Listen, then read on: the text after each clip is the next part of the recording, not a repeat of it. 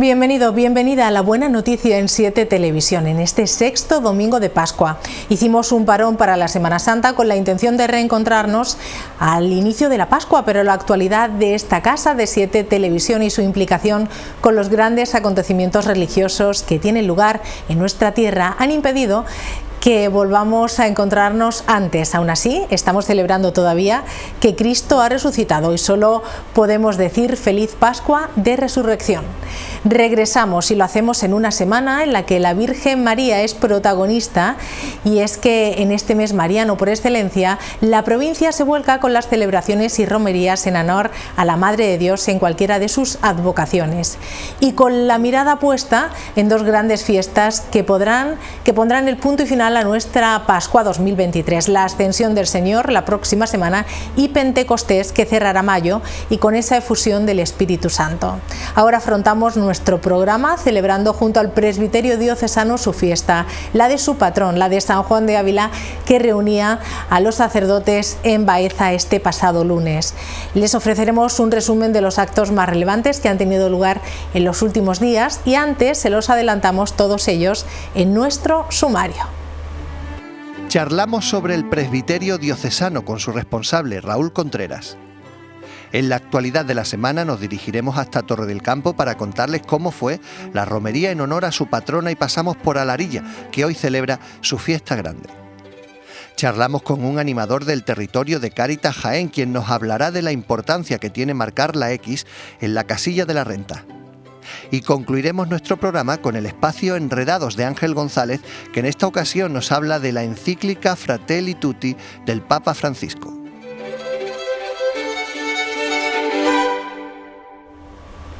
El 10 de mayo la Iglesia hace memoria agradecida de San Juan de Ávila, patrón del clero español, y muy ligado a nuestra provincia porque en Baeza desarrolló gran parte de su obra y parte de su ministerio. Por este motivo, cada año los sacerdotes diocesanos se reúnen en la Catedral de la Natividad de esta ciudad patrimonial para honrar a San Juan de Ávila, mantener un encuentro fraterno y del mismo modo homenajear a los sacerdotes que celebran este 2023 los 25, 50, 60 y 65 años de ordenación sacerdotal.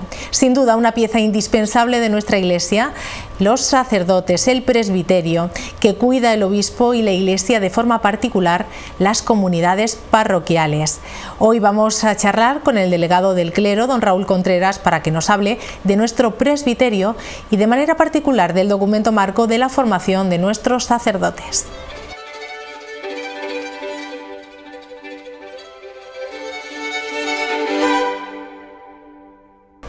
Don Raúl, buenos días, bienvenido a La Buena Noticia. Buenos días, un placer estar con todos vosotros en esta mañana. En esta semana en la que hemos celebrado al patrón del clero secular español, a San Juan de Ávila, viene a hablarnos sobre nuestro presbiterio diocesano. ¿Cuántos sacerdotes tenemos en la diócesis? ¿Cuál es su media de edad? Háblenos un poco de ellos. Pues mira, tenemos en la actualidad 195 sacerdotes, de los cuales, te hablo de memoria, así en datos generales, pero alrededor de 60 tienen más de 75 años. Y tenemos luego 140 que tienen menos de esa edad. Y bueno, creo que nuestros telespectadores conocen a nuestros sacerdotes y que saben la labor que desempeñan. Tenemos sacerdotes, algún sacerdote que está en Roma estudiando, alguno que está también en misiones, pero la mayoría están en las parroquias, cercanos a la gente, atendiendo las necesidades diversas que aparecen en Cáritas, anunciando la alegría del Evangelio a tanta gente, a nuestros niños, a nuestros adultos, a nuestros enfermos. Tenemos también luego muchos de esos sacerdotes que combinan con realidades de trabajo pastoral, como son responsabilidades a nivel diocesano, delegaciones, instituciones que están al servicio de esa pastoral diocesana. Y luego tenemos también sacerdotes que están al frente de algunas labores de primera línea al servicio de los más desfavorecidos, que fueron siempre la pasión de Jesús y son y tienen que ser la pasión de la Iglesia y de sus sacerdotes. Capellanes de hospital, que están ahí para dar esperanza y llevar la gracia del Señor a los enfermos y a sus familiares en esos momentos en los que se pasa tanto. Cuánto bien hacen los capellanes de hospital, ¿verdad? Todos tenemos experiencia de ello. Gente, sacerdotes que están en la pastoral penitenciaria, con aquellos que están privados de libertad y están intentando reenfocar y redireccionar su vida. Y luego tenemos también pues, sacerdotes que están en hospitales, lo decíamos, quería decir en residencias de ancianos, que están también trabajando con ello. En fin, hay una diversidad y una variedad muy amplia en muchos ámbitos, trabajando, intentando llevar el gozo del Evangelio y la alegría que es encontrarse con Jesucristo hoy a nuestra sociedad. La semana del 10 de mayo, cada año, la diócesis celebra a San Juan de Ávila, que es, como hemos dicho, el patrón del clero secular español, y además conmemora la ordenación sacerdotal de aquellos que cumplen 25, 50, 60 y 65, incluso algunos años hasta 70 de sacerdocio. Una jornada que se vivió en Baeza, con una celebración eucarística y luego una convivencia. Háblenos de esta jornada, ¿cómo se vivió? Fue una jornada entrañable. Yo pensaba que el día, que además tuvimos la suerte de compartirlo juntos, ¿verdad? Porque cubristeis la noticia, y pensaba que sería genial que la gente en sus casas hubiese podido ver aquel momento de homenaje a los sacerdotes y lo hubiese podido vivir con nosotros. Porque San Juan de Ávila decía que, el santo cura de Ars decía que de qué le serviría a una persona tener una casa llena de oro si esa casa no tuviese una puerta para poder entrar. Y el sacerdote es la puerta de Dios en medio del mundo, es aquel que administra los bienes de la salvación. Y lo que quisimos ese día de San Juan de Ávila fue festejar, homenajear y celebrar a los sacerdotes que llevan una vida, que llevan años de entrega al Señor y a los hermanos. Comenzamos con la Eucaristía, que fue presidida por nuestro obispo, don Sebastián. En la homilía él tuvo ya palabras que ayudaron a centrar mucho lo que tiene que ser el ministerio sacerdotal en nuestros días, siguiendo esa estela de San Juan de Ávila. Luego tuvimos también la suerte de que contamos ahí con la presencia de otros dos obispos, un obispo de Zimbabue, que nos ha acompañado durante estos días en la diócesis, y nuestro obispo emérito, don Amadeo. Y continuamos con una conferencia muy interesante de un sacerdote de Cuenca, el doctor don Alberto García Coronado, que disertó sobre un tema en el que venimos profundizando durante este año en la diócesis.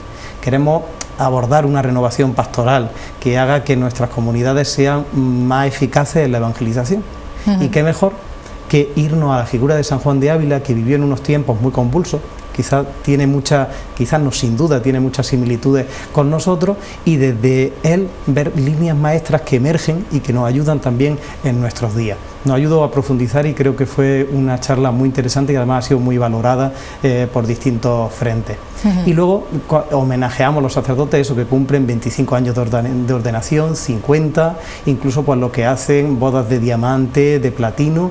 Y si don Antonio Ruiz Sánchez, que es el último sacerdote que ha muerto, que moría con 90 y tantos años, 95. Hace unos días no hubiese muerto, hubiésemos festejado también su entrega durante casi 70 años de sacerdocio. Le faltó unos días para eso. Así que fue una jornada en la que pudimos reconocer todo ese bien que hacen esos 197 sacerdotes en nuestra diócesis, o 195 sacerdotes en nuestra diócesis, y pudimos expresarlo en esos 17 que celebraban sus bodas sacerdotales. Si en todos los ámbitos de la vida hay que formarse y renovarse, el sacerdocio no lo es menos. Impulsado por nuestro obispo, por don Sebastián, se ha creado este año un plan que, voy a decir el nombre, Crecer como Pastores para un mejor servicio al pueblo santo de Dios, que es un plan que además está siendo como una primería en todas las diócesis españolas. ¿No habla de ello?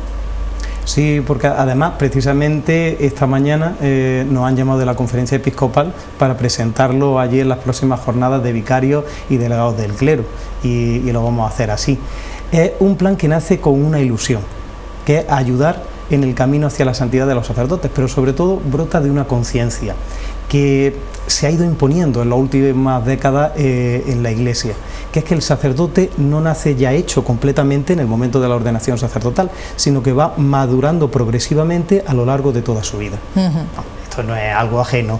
Condiciones de crecimiento, de desarrollo y de maduración están en todos los procesos de la vida. Están los padres no sabemos ser padres cuando nos dan al niño en el hospital, no. Es una cosa que poco a poco y día a día vamos transformando. Y el niño adquiere la edad adulta poco a poco, progresivamente. Pues igual el sacerdote. Y eso además ha encontrado reflejo en el último documento sobre la formación sacerdotal que se ha publicado, que sitúa la formación del sacerdote en dos momentos. Un momento inicial inicial en el seminario, que es el que tradicionalmente, si hablamos de la formación de los sacerdotes, todos pensamos en el seminario. Pero este documento, la Ratio Fundamentalis, habla de que es también importante ese momento de formación permanente, que quizá es el fundamental, porque dura toda la vida. Lo que hemos querido, por tanto, es hacer una ayuda, pero lógicamente se trata de un estímulo. Lo que la diócesis quiere, a través de la Delegación para el Clero, es ofrecer a los sacerdotes un instrumento para que ellos tomen las riendas y sean protagonistas de su propio crecimiento, porque no es algo que se pueda imponer desde fuera. Yo te puedo estar hablando de este plan sacerdotal porque además ha sido una ilusión y tenemos el deseo y la esperanza de que va a hacer mucho bien. Hemos intentado en él conjugar la sinergia de todas las dimensiones que funcionan en la persona y en el sacerdote, lo que es la dimensión humana, la dimensión espiritual, intelectual y la dimensión pastoral, y al mismo tiempo combinar distintos momentos y tiempos. Ese plan, que es un marco general y luego concluye con una programación para el trienio en el que estamos, tiene momentos de encuentro comunitario. Son momentos que la gente sabe que nos encontramos los sacerdotes, que nos reunimos para la formación pastoral o para hacer ejercicios espirituales o para distintas misas o distintos encuentros por sectores. Y luego momentos más de encuentro por edades, donde hemos intentado recoger lo que la psicología nos dice y también lo que nos dice la teología del ministerio de los distintos momentos de la vida del sacerdote, y hemos ofrecido algunas claves para ayudar a los sacerdotes a trabajar en esas etapas diferentes, con todas las cautelas que suponen los marcos conceptuales, porque tampoco se puede estandarizar todo, pero bueno, ahí hay una orientación y trabajamos así en 4 niveles de edad. El clero joven, que es quizá donde estamos poniendo la mayor fuerza, porque así lo pide el magisterio de la Iglesia y el sentido común también. Claro. La etapa en la que uno sale es la etapa en la que quizás todo es nuevo, uno se encuentra de pronto con un ministerio que se te impone y en el que uno descubre que todo es nuevo y que ahora tienes que empezar a todas las herramientas que has recibido en el seminario, ponerlas en juego. Los 10 primeros años de ministerio es la etapa de trabajar con el clero joven, que nos encontramos en un ambiente lúdico, de convivencia, durante 2 o 3 días, y a lo largo del año lo vamos repitiendo en 4 ocasiones. Luego tenemos el clero intermedio, que son de 35 años de edad cronológica, de edad de vida del sacerdote, hasta los 59. El clero veterano, donde ya hay otras claves desde la experiencia que supone, que sería desde los 60 a los 75, y luego el clero mayor, la etapa de la mayor sabiduría y también de la ancianidad, de los 75 años hasta que la providencia divina quiere llamar al sacerdote al altar del cielo.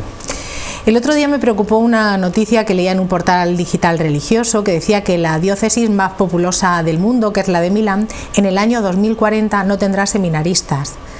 ¿Estamos en un momento de crisis en torno al sacerdocio? ¿Y dónde está la clave?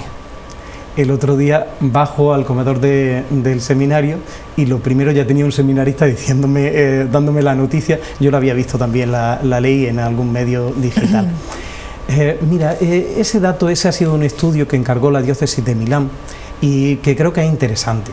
Pero también te digo una cosa, que no soy yo muy amigo de ese tipo de profecías. Y pongo un ejemplo. Hace unos años, desde todos los observatorios intelectuales y especialmente desde las universidades, se vaticinaba el final de la religiosidad popular. Había ya, ante el surgimiento de un pensamiento poscientífico, pues la religiosidad popular pasaría a un segundo plano, incluso llegaría a extinguirse. Sin embargo, curiosamente asistimos a un resurgir con mucha fuerza de la religiosidad popular. Además, es algo que nace de manera espontánea, no es que esté potenciado por la labor de la Iglesia expresamente, sino que es algo que nace en el sentido de fe de la gente de una manera espontánea. ¿Qué es lo que le ocurre? Que a este tipo de profecía le falta una variable que es fundamental, que es la variable del Espíritu Santo, que actúa. Solamente el Espíritu Santo sabe lo que va a ocurrir de aquí al año 2040.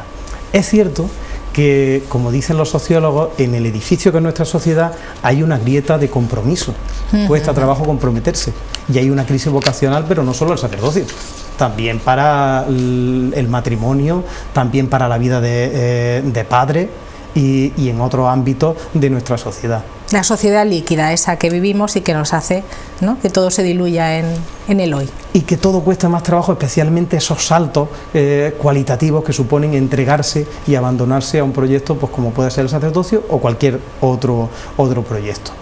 Bueno, pues veremos. Es cierto que estos estudios son buenos porque algo sí está claro. no vamos a tener el mismo número de sacerdotes que teníamos hace un año, y eso supone reorganizar estructuras, hacer proyectos de una manera diferente.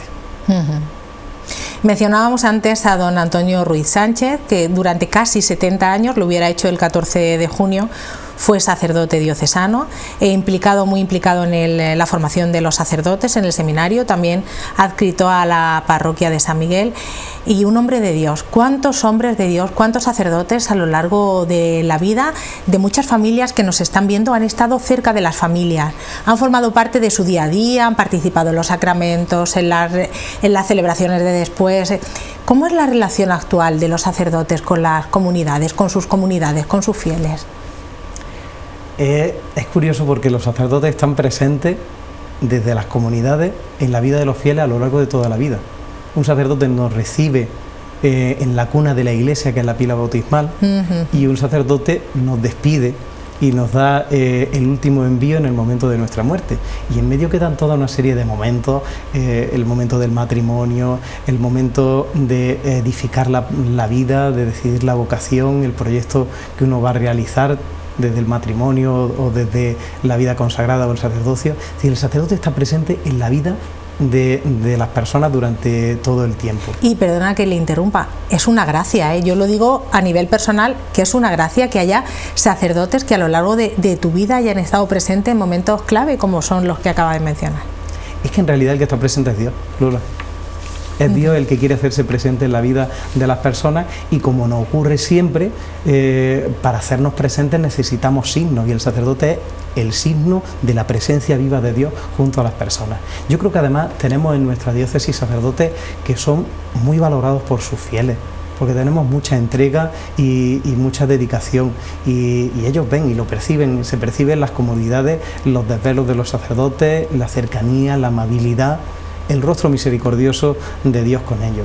Y luego creo que un sacerdote en una sociedad es algo muy necesario, muy importante, porque creo que primero es un hálito de esperanza, es un soplo de aire fresco en mitad de una sociedad que muchas veces vive triste y desesperanzada.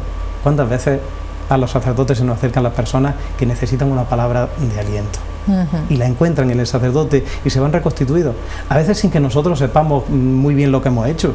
Y puedo, por ejemplo, citar un testimonio hace poco. Me decía una persona: oye, se fue tal persona de hablar con un sacerdote recompuesta, alegre, y me decía el sacerdote: pues si yo tengo la sensación de que no hice nada. Es la gracia de Dios la que actúa sin que nos demos cuenta.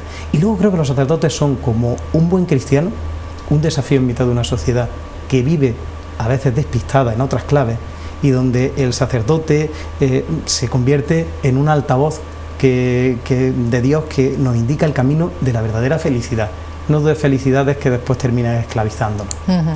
Y ahora le vamos a dar la vuelta a la pregunta, porque si es importante un sacerdote en la vida de una familia, no menos importante es la relación que esa familia tenga con sus sacerdotes, porque no son ustedes superhéroes, sino que también necesitan apoyo, necesitan consuelo, amistad. ¿Cómo deberíamos ser los laicos con nuestros pastores? Yo creo que en primer lugar es fundamental que nosotros recibamos el cariño de la gente.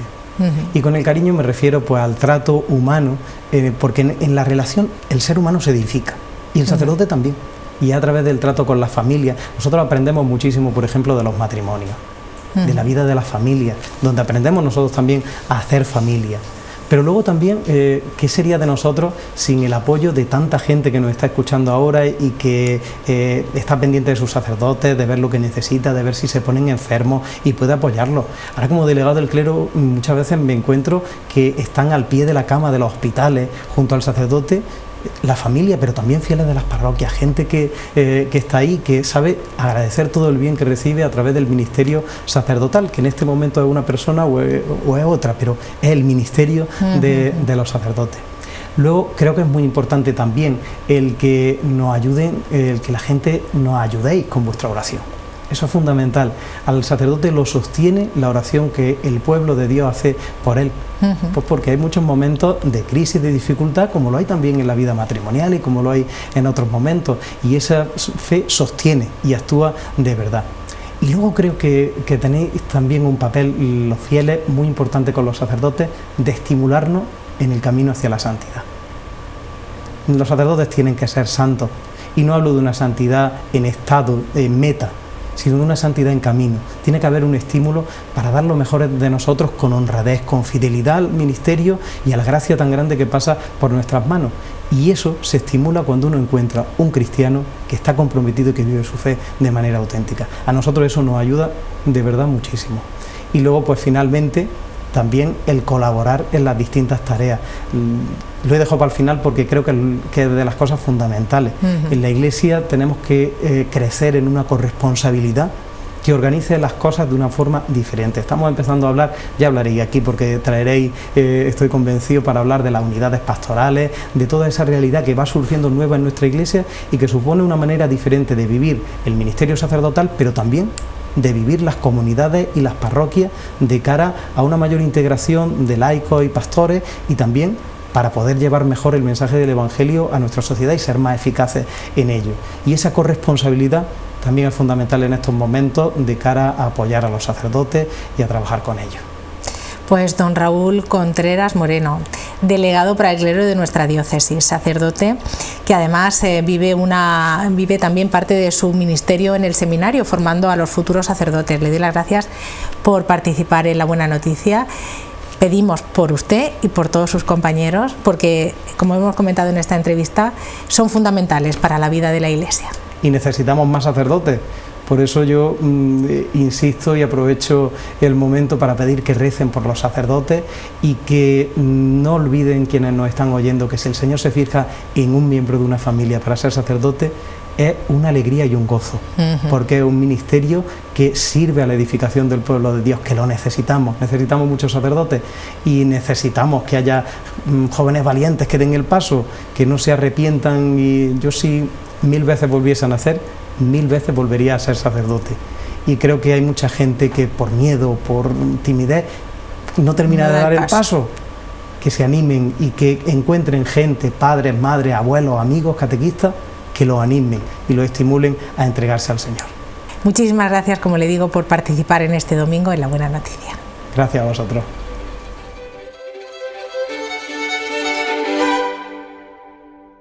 Y en este momento damos paso a Vanessa Muñoz, que como cada semana, desde el área de comunicación del Obispado de Jaén, nos hará un recorrido por las noticias más relevantes de la Iglesia de Jaén en los últimos días. Feliz Pascua de Resurrección y feliz de regresar a este espacio semanal en el que conocemos todo aquello que ha sido noticia en nuestra Iglesia. Hoy por cuna, y en concreto el Llano de Alarilla se viste de fiesta para celebrar, como cada segundo domingo de mayo, la fiesta de su patrona, la Virgen de Alarilla Coronada. Y lo hace en estos momentos con una misa de campaña a las puertas de su ermita en un año muy especial, un año santo, un año jubilar concedido por el Papa Francisco y que abría sus puertas con motivo de la solemnidad de la Anunciación cuando se cumple el 775 aniversario de su aparición. Cientos de personas quisieron participar de esta jornada que daba comienzo con la llamada a la Puerta del Perdón de nuestro obispo, una puerta santa que estará abierta hasta mayo de 2024 para que los fieles y devotos de esta advocación mariana pasen bajo el manto de la Virgen de Alarilla. Pero os tengo que decir que ese momento tan significativo lo he vivido emocionado y con mucha profundidad, porque os tengo que decir, por si no lo sabíais, que es, como obispo, la primera puerta santa que abro hoy. Me imagino que vendrán otras muchas más, Dios lo quiera, pero es la primera puerta santa que en mis 4 años de obispo abro por primera vez. Por lo tanto, estos días se trasladará hasta la localidad de Porcuna a la Virgen para que sea venerada en el pueblo, un hecho histórico que congregará para ganar las indulgencias plenarias a muchos fieles marianos. Y de devociones marianas seguimos hablando porque hace 7 días el pueblo de Torre del Campo cumplió con la tradición de subir hasta el Cerro Miguelico para honrar a su patrona Santa Ana y a su Virgen Niña, una celebración que daba comienzo con una Eucaristía que fue retransmitida por esta casa, por 7 Televisión, y seguida por miles de televidentes. La misa estuvo presidida por el obispo don Sebastián Chico Martínez. El gran amor que Torre del Campo le profesa a su patrona hizo que la participación en la romería fuera de gran afluencia. Tras la celebración eucarística, Santa Ana recorrió el poblado bajo los vivas y la devoción de su gente. El obispo señaló en su homilía que la abuela del Señor, nuestra querida abuela Santa Ana, recibía el afecto, la veneración y también los problemas y los fracasos de cada día para que ella interceda ante su nieto para nuestra salvación. Lo escuchamos. Con ilusión y alegría desbordante, la villa de Torre del Campo dirige en este primer domingo de mayo su mirada agradecida a Santa Ana. De nuevo, un año más, una multitud de fieles volvemos a ponernos ante sus ojos. Danos la alegría de sentirnos hijos amados por Dios y bendecidos para ser tierra fértil que dé fruto abundante, como lo diste tú. Así sea, queridos hermanos. ¡Viva Santa Ana! ¡Viva! ¡Viva la niña! ¡Viva! ¡Viva la abuela! ¡Viva! Y cambiamos de asunto para contarles que los jóvenes siguen cada miércoles reuniéndose para rezar juntos en la iniciativa Face to Face, con motivo de la jornada de oración por las vocaciones, y las vocaciones nativas cambiaron su tradicional lugar de encuentro, la cripta, por la catedral, para hacer partícipes a toda la comunidad de su oración, en la que de manera particular pidieron por las vocaciones al sacerdocio y a la vida consagrada. La oración contó con 3 testimonios de las vocaciones al matrimonio, a la vida religiosa y al orden sacerdotal, para juntos rezar ante el Santísimo. Mi experiencia más grata es que siempre he sentido al Señor cerca de mí, siempre. Y en los momentos más complejos, el Señor me ha hecho que cuando he pisado el escalón del altar, yo pudiera sentir que ese era mi sitio. De tal manera que siempre se ha servido de grandes instrumentos, de personas cerca de mí, que me han hecho como ir cimentando aún más fuerte mi vocación, ¿no? Hoy día yo no entendería mi vida sin mi ministerio.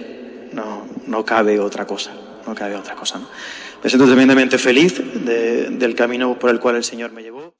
El canto del coro juvenil diocesano provocó esa intimidad que se necesita para dialogar con el Señor y para preguntarse ante Él por el para qué de nuestra vida. La oración concluyó con la bendición con el Santísimo y con unas palabras del pastor diocesano hacia todos los presentes, animando muy intensamente a todos a buscar el camino que Dios ha pensado para cada ser humano y que lo lleva hacia la felicidad. Dejemos que ella también nos ayude y nos acompañe a que un día podamos descubrir en nuestra vida y responder especialmente al para qué del cual fuimos cada uno de nosotros pensados. Y esta casa también fue testigo de la romería en honor a la Virgen de la Cabeza, patrona de la diócesis, una jornada que fue precedida de la entrega de una obra de arte al Obispado de Jaén por su autor, el pintor de Santiago de Calatrava, Pedro José López Marcos, que ha llamado Santa María y que representa a la Virgen de la Cabeza junto a la Catedral de Jaén. Se trata de una composición de óleo sobre lienzo en la que en primer término aparece a tamaño real la patrona de la diócesis, la Virgen de la Cabeza, ataviada con el manto azul real y con la rosa de oro. En segundo término, la Catedral de Jaén como sede episcopal de la Iglesia de Jaén y lugar donde se le hizo entrega en el año 2009 del distintivo pontificio. La sede apostólica de Jaén no contaba con ninguna pintura de la patrona de la diócesis y fue idea del obispo hacer este encargo a López Marcos. El autor, por su parte, ha querido donar dicha obra de forma incondicional a la diócesis sin costo alguno. El cuadro, de grandes dimensiones, ocupará un lugar privilegiado en el Palacio Episcopal. El autor, licenciado en Bellas Artes y Restauración por la Universidad de Sevilla, es fiel devoto de la Virgen de la Cabeza y cuenta en su haber con distintas obras dedicadas a la patrona de Andújar. También ha pregonado en diversas ocasiones esta advocación mariana que con tanto fervor cuenta en la provincia y fuera de ella. La obra la ha querido titular Santa María, ya que quiere unir la devoción a la Santísima Virgen con la ciudad de Jaén a través de la Plaza de Santa María, donde fue acogida por miles de jienenses en la bajada extraordinaria del año 2009. Así nos lo contaba. Bueno, pues es un cuadro en el que aparece la Santísima Virgen de la Cabeza, representada como patrona de nuestra diócesis. En él aparece en primer plano la venerada imagen de la Santísima Virgen de la Cabeza, patrona de Andújar y de la diócesis de Jaén. A sus pies la rosa de oro que el Vaticano le concedió en 2009 y que fue entregada también en nuestro templo mayor, en la Catedral de Jaén. Y de fondo aparecen las dos torres de la Santa Iglesia Catedral de Jaén. El cuadro yo lo definiría con una frase que sería Santa María, Plaza de Santa María, y ella presidiendo como reina y patrona de nuestra diócesis. Bueno, sobre todo la devoción y amor con que hacemos todo cuanto se refiere a la Virgen de la Cabeza. Normalmente hacemos muchos trabajos a lo largo del año en torno a ella y sin duda este era uno muy especial por ser para nuestra diócesis natal. Normalmente hemos hecho también algunas aportaciones al Santuario de la Cabeza y al venir esta propuesta desde nuestra diócesis, desde nuestro obispo don Sebastián, pues creímos conveniente tener ese detalle y finalmente donar la obra a nuestra diócesis. Y concluimos con la festividad de San Juan de Ávila, que reunía este lunes en Baeza al presbiterio diocesano para conmemorar la fiesta del Maestro Ávila y celebrar el aniversario de ordenación de los sacerdotes que cumplen 25, 50, 60 y 65 años de ministerio presbiteral. Nos alegra encontrarnos de nuevo esta mañana, unas semanas después de haber celebrado la misa crismal con motivo de la fiesta de San Juan de Ávila, patrono del clero español, y en homenaje de afecto y cariño fraterno de estos hermanos nuestros que celebran sus aniversarios. Por tanto, esta Eucaristía, como he dicho, tiene el significado especial de dar gracias a Dios por la vida de estos hermanos nuestros, que han servido a la Iglesia de Dios durante todos estos años en el ministerio sacerdotal.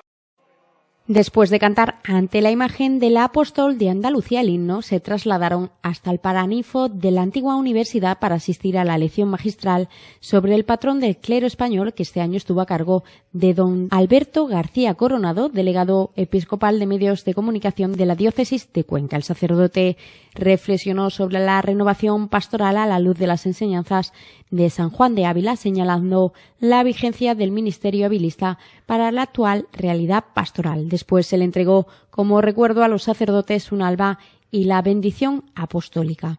Don Francisco Javier Delgado Patón y don Melitón Bruque fueron los encargados de hablar en nombre de su promoción de lo que había significado para ellos estos años de entrega pastoral. Quiero agradecer a Dios por su amor y su misericordia, por darnos a cada uno de los que hoy celebramos estos 25 años la fuerza, la sabiduría para servir a su pueblo fielmente durante estos años.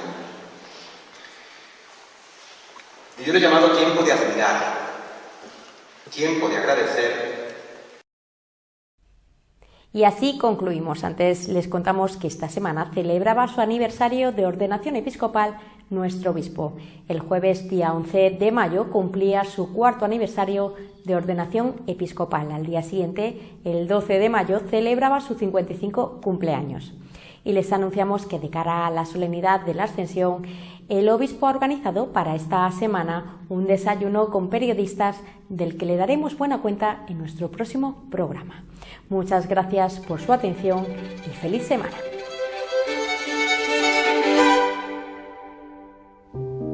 Es el momento de estar más cerca de más personas. En tu declaración de la renta, marca las 2 casillas de asignación solidaria. Podrás ayudar el doble a quien más lo necesita. No cuesta nada ayudar por 2. Cáritas. El pasado 11 de abril comenzó la campaña de la declaración de la renta. Un año más, Cáritas pone en marcha una campaña para animar a los contribuyentes a que marquen las dos casillas solidarias, la de la Iglesia Católica y la que va dirigida a otros fines sociales, en sus respectivas declaraciones. Para explicarnos los pormenores de esta campaña de Cáritas, conversamos hoy con José Humberto Montero, animador en el territorio de Cáritas Diocesana de Jaén. José Humberto, buenos días, bienvenido a La Buena Noticia aquí en 7 Televisión. Vamos a hablar de la campaña de la X de la declaración de la renta y vamos a comenzar preguntando por qué realiza Cáritas esta campaña y en qué consiste. Buenos días, Lola. Gracias por la invitación. Pues desde Cáritas emprendemos esta campaña porque es una forma de concienciar, de informar al contribuyente en particular y a la sociedad en general de que estas personas pueden hacer, que todos los contribuyentes podemos hacer una doble aportación solidaria, porque por un lado tenemos la X de la Iglesia y por otro tenemos lo que es la aportación que se hace para fines sociales.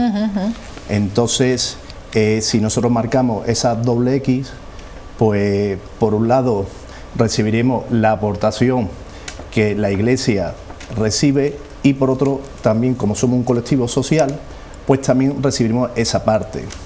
Y lógicamente para nosotros poder ayudar a los más desfavorecidos, a los excluidos, pues necesitamos de esa ayuda. Hay gente que cree que solo puede marcar una casilla, ¿no es así? No, ni mucho menos, eso es erróneo y lo que hacemos es, digamos, que si nosotros marcamos las dos casillas lo que estamos es duplicando la ayuda. Es decir, cualquier persona tiene la potestad de decidir que un 0,7% de sus impuestos vayan a la Iglesia, pero también tiene esa potestad para que otro 0,7% de sus impuestos vaya a fines sociales. Por tanto, lo que haríamos es duplicar la ayuda. En vez de un 0,7%, estaríamos ayudando en solidaridad con un 1,4. ¿Y qué ocurre si se deja una casilla o la otra o ambas sin marcar? Pues bueno, pues sería una pena. ¿Por qué? Pues porque si no marcamos la casilla, será el Estado, será la Hacienda la que determine dónde van a ir nuestros impuestos. Entonces, si nos dan esa oportunidad a nosotros de elegir dónde va, es poquito dinero lo que estamos hablando, ¿no? Para entendernos, una persona que contribuya a Hacienda con 1.000 euros, estaremos hablando de 7 euros. 7 euros que puede decidir que vayan para la Iglesia, para que esa Iglesia siga haciendo la gran labor que hace a nivel pastoral y a nivel litúrgico. Y tendría otros 7 euros para que vaya a fines sociales. Y como decía antes, necesitamos también, para hacer la labor que hace Cáritas, que la gente pues haga ese simple gesto, o que le diga, más que simple gesto, porque ya pocos somos los que señalamos, ¿no?, la casilla, ¿no?, sino que lo que tenemos que hacer es decírselo a nuestro asesor, o cuando vayamos a Hacienda a que nos hagan presencialmente la declaración o telefónicamente, que nos marquen esas dos casillas. Ese simple gesto, como digo, puede hacer que muchas personas se vean beneficiadas de ese trabajo que realizamos nosotros. Un simple gesto que muchas personas, sobre todo de edad, no hacen por miedo, porque creen que supone algo para el contribuyente. ¿Supone algo marcar esa X?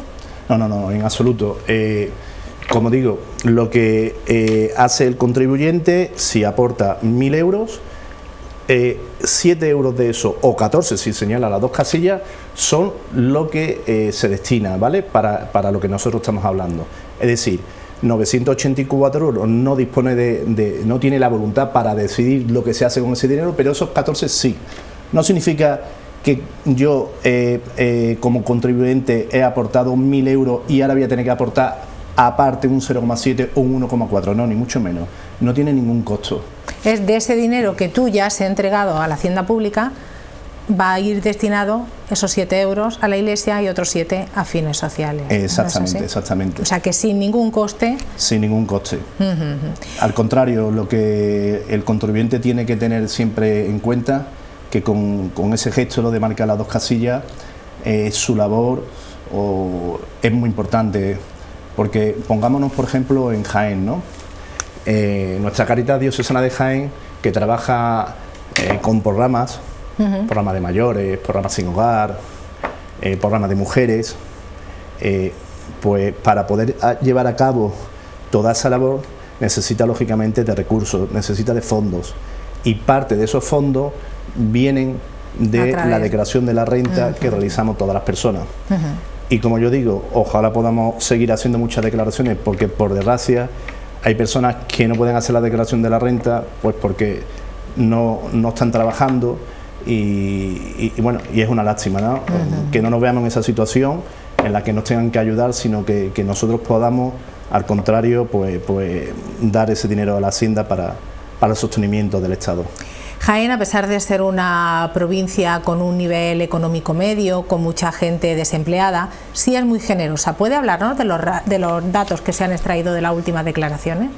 Sí, nosotros nos fijamos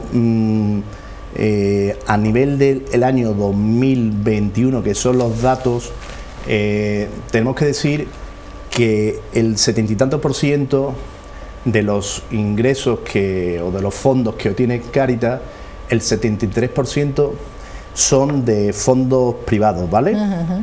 Y esos fondos privados, pues como dice, viene de la generosidad de las personas que participan en la colecta normalmente los primeros fines de semana de cada mes, o también viene de donativos, de socios de Cáritas, o también, por qué no decirlo, de aportaciones que hace empresas privadas, ¿vale? Sea a nivel local, a nivel estatal.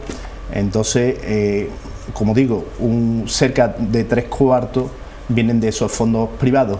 Tan solo el 25%, para ser más exacto, el 27% procede de lo que son aportaciones públicas, es decir, subvenciones, todo lo procedente del IRPF, es decir, que estamos hablando de ámbito local, ámbito estatal, ámbito comunitario o de la Unión Europea.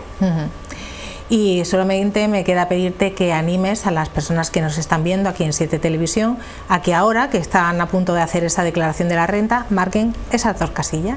Pues sí, por supuesto que animar a todos, porque como ha quedado clara, no supone un costo para nadie, y yo creo que el dinero que va a salir de esos impuestos suyos va a ser muy bien empleado, porque detrás de Cáritas está la cara, el rostro de numerosas personas. No son cifras, son personas las que se van a ver beneficiadas de la obra que se hace desde Cáritas, y por tanto, que eso siempre también me gusta dejarlo claro, Cáritas es la Iglesia. Cáritas es parte esencial de la Iglesia. Decía el Papa Francisco que Cáritas es la caricia de la Iglesia a su pueblo. Y en eso es lo que estamos luchando, tanto voluntarios como trabajadores, para que Cáritas sea esa caricia, ese abrazo, esa cercanía a los que más lo necesitan. José Humberto Montero, animador del territorio de Cáritas Diocesana de Jaén, muchas gracias por compartir esta mañana con nosotros. Pues muchas gracias, Lola. Y llega ahora tiempo de Enredados, un espacio que firma Ángel González, quien cada semana nos propone aplicaciones, páginas web y recursos digitales para profundizar en la fe.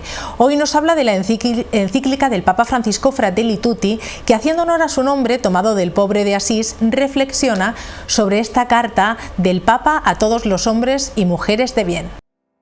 Saludos y feliz Pascua. Retomamos hoy nuestra sección de Enredados tras el paréntesis de la Semana Santa, y lo hacemos poniendo el foco en la encíclica Fratelli Tutti, toda una interpelación no solo a los cristianos, sino a toda la humanidad a caminar juntos en fraternidad y amistad social. Como recordarán, fue firmada por el Papa Francisco el 3 de octubre del año 2020 en Asís, y propone construir un mundo mejor, más justo y pacífico, con el compromiso de todos, de las personas, las instituciones, el mundo económico, las organizaciones internacionales y la sociedad civil.